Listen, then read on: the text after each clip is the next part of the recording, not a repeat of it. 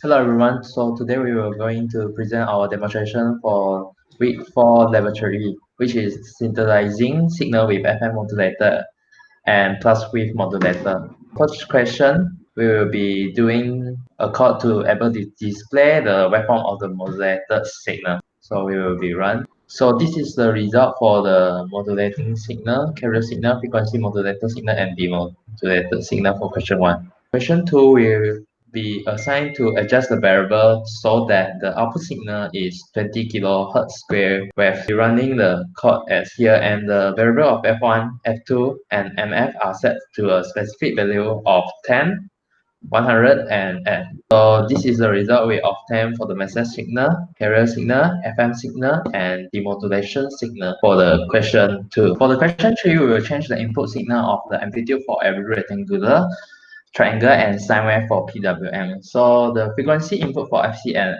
FM is same. So the amplitude of FM is 5, and so we will change for the amplitude of the carrier signal to 6 and 3. So for the first one, we will running at 3. So this is the result when the amplitude of the carrier signal is equal to 3. So we will doing for the next one. So for the next one, we will be putting the amplitude of the signal is equal to 6. So this is the result for the message signal, carrier signal, and the PWM signal. For task 4, we are proposing a solution using MATLAB software which can analyze the waveform and frequency spectrum from frequency modulator and pulse width modulators. So I will first show the frequency modulation first. So this is the message and the modulator signal. The message signal is the orange color one, and the modulator signal is the blue one.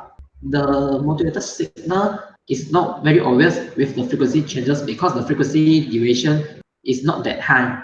This is the frequency domain representation of the signals. The blue one is the FM signal, and the orange one is the message signal. This is the frequency of the demodulated signal.